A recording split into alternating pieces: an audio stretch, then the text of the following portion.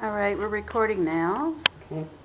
And I'm going to just introduce you. We'll probably cut this first part out. I hope they will.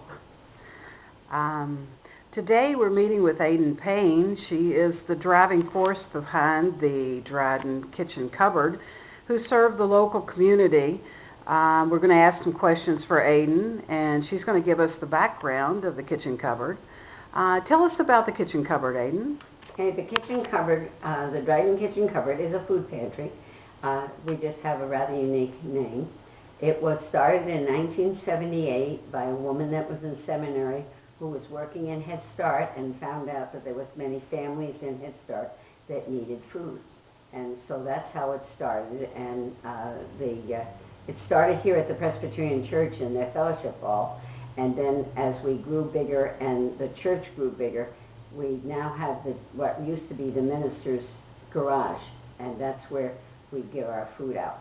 In 1980, we had 92 people, and in 2013, we had 6,715 families. People. I shouldn't say families. People. Well, that's a great increase over a very short period of time, really, when you think about it. I understand that you do a backpack program for the children. Okay, we have a backpack program that's called WEB, Weekend Backpack, because the federal government has a trademark on their backpack program, to quote.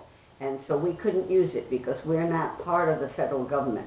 When we went to them and asked them if we could be part of their group, they said not for 2 years, and we knew the need was now. And the community supported us completely, and when our name came up, I said to the food bank, would you be willing to just keep us on the bottom of your list?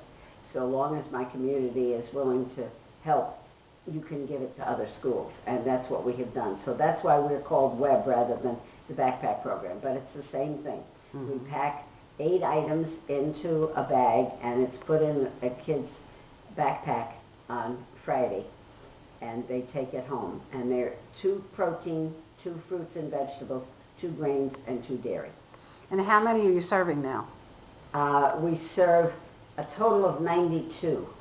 The food bank is doing Freeville and Cassavant, and so that's 30. And we're serving in the elementary school here 62. Oh, that's making a lot of difference for a lot of children who that may be their only meal. Mm-hmm. On weekends, yeah. And the teachers have identified them as the people who, the kids that are coming to school hungry on Mondays, mm-hmm. because they get free breakfast and free lunch.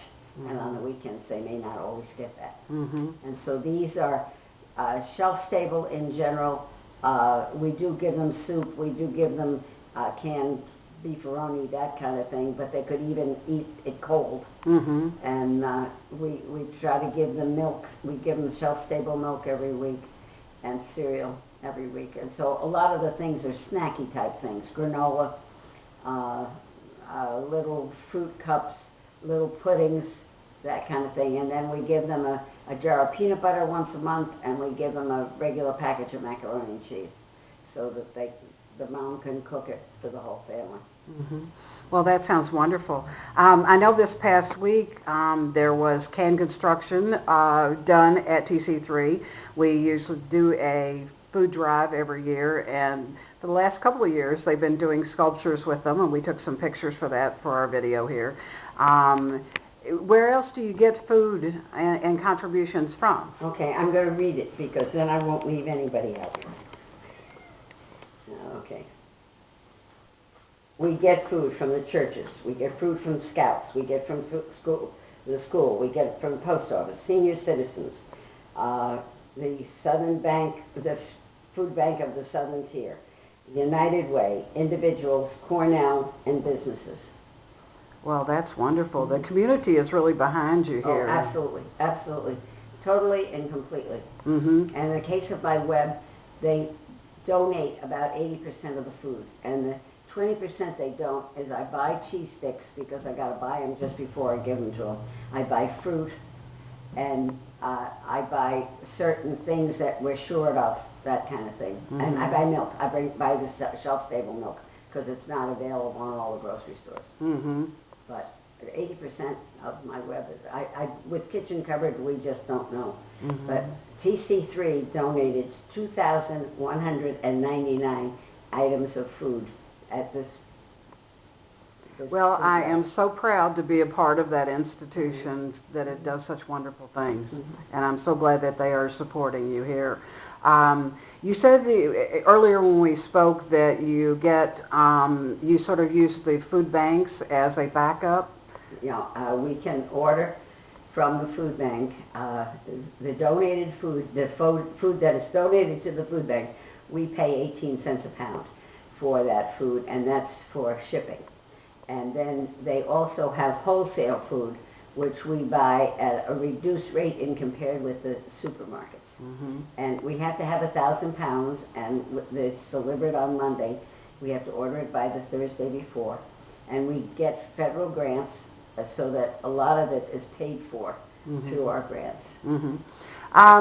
Should someone want to donate after they've seen this wonderful video, how would they go about donating to the Kitchen Cupboard? Okay, they would write a check to the First Presbyterian Church of Dryden, and the post office box is 42 in Dryden, New York, and then in the memo they would write either Web or Kitchen Cupboard, and that way it would go directly to us.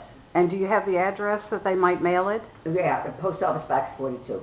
Okay, and that's Dryden, New York, Yeah. 13053. Yeah. Well, Aiden, thank you so much for taking so much time out of your busy schedule. This is a wonderful organization, and you just are such an inspiration to us all. Thank you.